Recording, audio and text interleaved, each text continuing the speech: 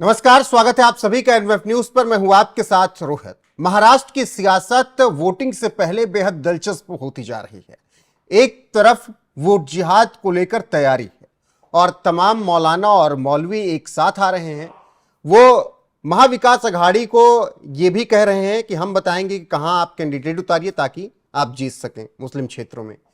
तो वहीं दूसरी तरफ मौलवी और मौलाना ये भी कर रहे हैं कि और तमाम एनजीओ मुस्लिमों के बीच जाकर कह रहे हैं कि बीजेपी को वोट मत देना, वरना मोदी, शाह, योगी, फडणवीस हमें खा जाएंगे। वहीं इसके अलावा आरएसएस ने भी महाराष्ट्र में मोर्चा संभाल लिया है इन सबको जवाब देने के लिए, और आरएसएस ने सतर्क रहो, जागते रहो अभियान शुरू किया है प्लान स्पेशल 65 के नाम से।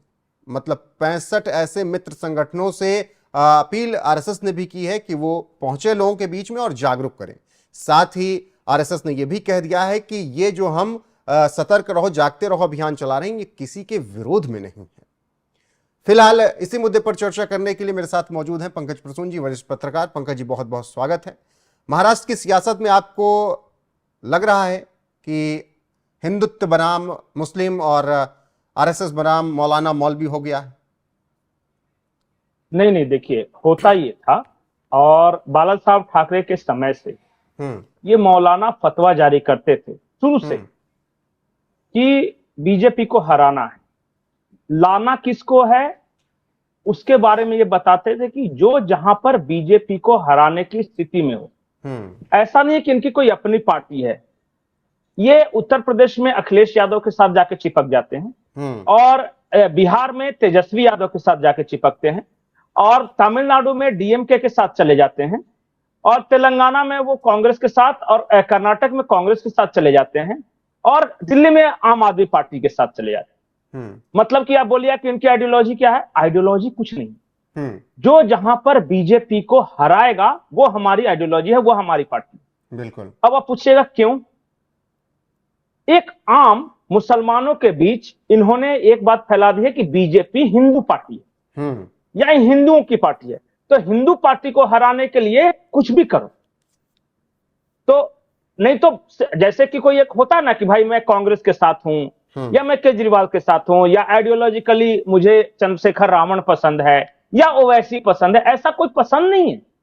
जो जहां पर बीजेपी को हराने की स्थिति में उसके साथ चले, यही आइडियोलॉजी। बिल्कुल पंकज जी, क्योंकि बीजेपी हिंदू पार्टी है, हिंदू को हराना है। कल ऐसे ही बिल्कुल पंकज जी, जिस बात का आप जिक्र कर रहे हैं, मैं एक इंटरव्यू कर रहा था बीजेपी की प्रवक्ता शाजिया इल्मी का। वो कह रही थी कि मुसलमानों ने ये ठान रखा है कि हम भले बर्बाद हो जाएं लेकिन मोदी आबाद नहीं होना चाहिए, मोदी नहीं बनना चाहिए प्रधानमंत्री, हमको कुछ नहीं चाहिए, मुसलमान इसीलिए गुर्बत में जा रहा है। नहीं, देखिए, मुसलमानों ने तो मोदी को बर्बाद करने की कोशिश की, लेकिन क्या मोदी बर्बाद हुए? और उनको बर्बाद करने के चक्कर में मुसलमान बर्बाद हुए या नहीं हुए, ये सोचने की बात है। एक दिन की बात तो है नहीं। मोदी लगातार 3 टर्म गुजरात के मुख्यमंत्री रहे और उसके बाद तीसरे टर्म भारत के प्रधानमंत्री हैं। 30 सालों से मुसलमान मोदी को बर्बाद करने के चक्कर में अपना नुकसान करवा रहे हैं। इसी के साथ जाके सट जाते हैं वैसी पार्टियों के साथ जो कि इनके वोट को टेकन फॉर ग्रांटेड लेती है।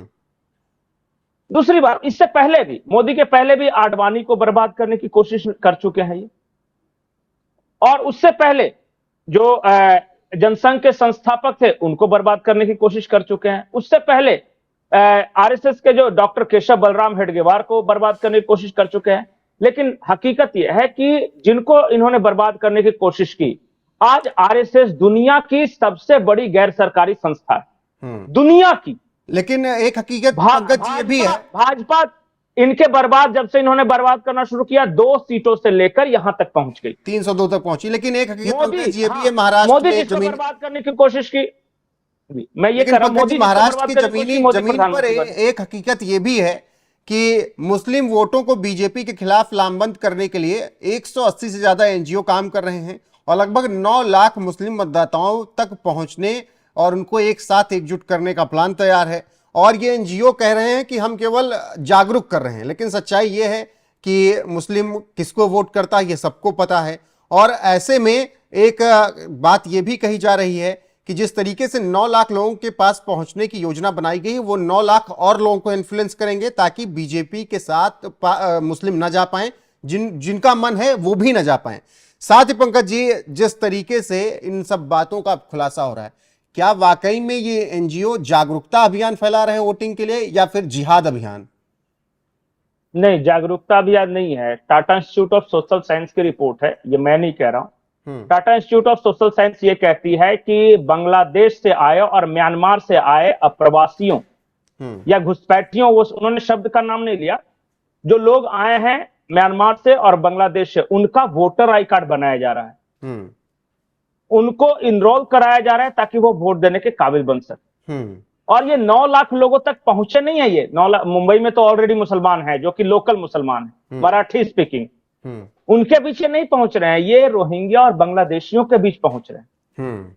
और उनको सिर्फ वोटर आईडी उनके लिए नहीं बनवा के दे रहे हैं, ये जो चुनाव का जो रहता है वोटर लिस्ट, उसमें शामिल नहीं करा रहे हैं। ये उन्हें बता भी रहे हैं कि कौन कहां पर, चूंकि वो तो दूसरे देश से आए हैं ना, उनको नहीं पता है, तो वो बता रहे हैं कि इस्लाम का दुश्मन कौन है और तुम्हें कहां पे वोट देना है। और खुलेआम अपील की जा रही है अलग अलग मस्जिदों से, अलग अलग मौलानाओं के द्वारा, कि इस बार महाविकास अघाड़ी को वोट देना है।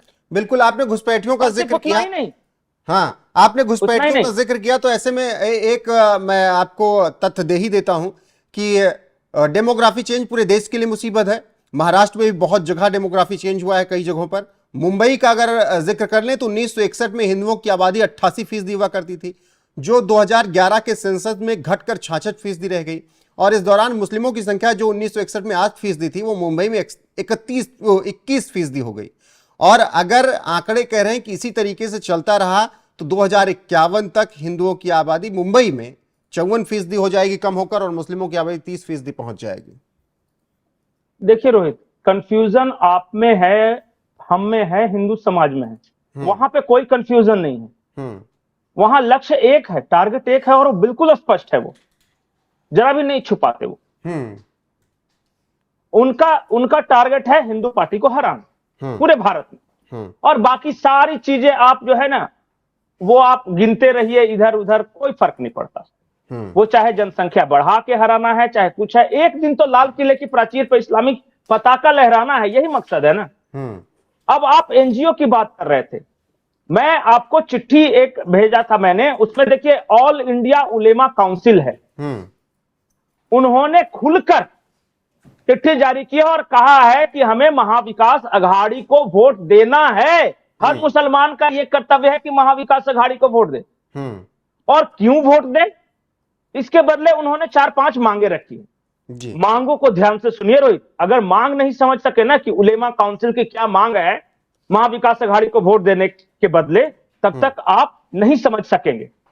उनकी पहली मांग यह है कि आतंकवादी जितने जेलों में बंद हैं उन सबको छोड़ा जाए।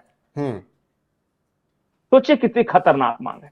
दूसरी मांग है कि वक्फ बोर्ड को एमवीए की सरकार, जो कि शरद पवार कांग्रेस की सरकार आएगी, वो 1000 करोड़ रुपए देगी।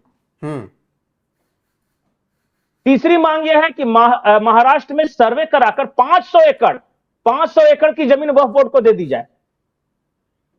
आप मांगे सुनिए, सारे आतंकियों को छोड़ो, वक्फ बोर्ड को 1000 करोड़ दे महाविकास अघाड़ी, 500 एकड़ जमीन दे वक्फ बोर्ड को। जो महाराष्ट्र के किसानों के पास जो 400 एकड़ जमीन है, यह चौथी मांग है। महाराष्ट्र के किसानों के पास 400 एकड़ जमीन है, उसे उनसे छीनकर वक्फ बोर्ड को दे दिया जाए। और आखिरी और सबसे खतरनाक मांग, जो कि ऑल इंडिया उलेमा काउंसिल की मांग है, वो ये कि महाराष्ट्र पुलिस में 30% मुसलमानों को रिजर्वेशन, मुसलमानों को भर्ती किया जाए। बिल्कुल, लेकिन पंकज जी, आखिरी सवाल जाते जाते, इन एनजीओ का, इन उलेमाओं का, इन मौलानाओं की बैठक का असर लोकसभा चुनाव 2024 में दिखा था। 234 तक इंडिया गठबंधन पहुंचता है, कांग्रेस 99 पहुंचती है। महाराष्ट्र में भी इसका असर दिख सकता है? मैं आपको एक बात बता दूं कि ये पांचों मांगे खतरनाक थी। मुसलमानों को 30% पुलिस में आरक्षण, किसानों की जमीन छीनकर 400 एकड़ वक्फ बोर्ड को दे दो, 1000 करोड़ रुपए वक्फ बोर्ड को दे दो, 500 एकड़ अलग जमीन दे दो, महाराष्ट्र की जेल में बंद सभी आतंकियों को वापस ले। अगर जरा भी देशभक्ति होती, राष्ट्रभक्ति होती, तो जिस वक्त शरद पवार को ये मांगे सौंपी गई थी, पढ़ते और फेंक देते ये क्या बकवास। लेकिन शर्मनाक बात यह है कि उन्होंने एक्सेप्ट कर लिया और रखा है। सोचिए, आतंकवादियों को छोड़ने की बात एक्सेप्ट की जा रही है, किसानों से जमीन छीनकर वह बोर्ड को देने की बात एक्सेप्ट की जा रही है, पुलिस फोर्स में 30% मुसलमानों को भर्ती कराने की बात एक्सेप्ट की जा रही है। यह है महाविकास अघाड़ी का। मुसलमान जो कर रहे हैं, उनका जो भी लक्ष्य है, ऑल इंडिया उलेमा काउंसिल हो, ये एनजीओ की शक्ल में जो 400 एनजीओ कर रहे हैं, वो कर रहे हैं अपना काम। लेकिन शरद पवार जैसे हिंदू क्या कर रहे हैं? और मैं आपको एक और बात बताता हूं, मैं आपको वो वीडियो भेजूंगा।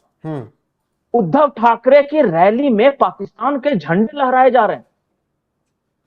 आप जाके मेरा ट्वीट देख लीजिए। और उद्धव ठाकरे की रैली में लहराए जा रहे हैं। अब देखना क्या बाकी रह गया? बिल्कुल तमाम सवाल है पंकज जी। एजेंट्स, बिल्कुल अलकायदा के एजेंट्स, बिल्कुल मतलब तमाम सवाल हैं। कर रहे हैं, ये हिंदू क्या कर रहे हैं? ये बिल्कुल पंकज जी, तमाम सवाल हैं और इन सवालों का जवाब अब 23 नवंबर को मिलेगा जब नतीजे आएंगे। 20 को चुनाव होना है, एक साथ ही 288 सीटों पर महाराष्ट्र में चुनाव हो जाएंगे। सत्ता में इस वक्त निश्चित तौर पर महायुति है और अब देखना होगा कि महायुति जिसमें बीजेपी और अजित पवार की एनसीपी और असली शिवसेना जो कि शिंदे की है वो है, महाविकास अघाड़ी में उद्धव ठाकरे की शिवसेना, शरद पवार की एनसीपी और फिर कांग्रेस शामिल है। इसके अलावा एआईएमआईएम भी चुनाव अकेले लड़ रही है। तो बहरहाल अब आपको समझना है और इस चर्चा को शेयर जरूर कीजिएगा। चर्चा को शेयर करने के साथ ही अपनी राय जरूर दीजिएगा। बने रहेगा हमारे साथ। पंकज जी, आपको बहुत बहुत शुक्रिया चर्चा में जुड़ने के लिए। नमस्कार।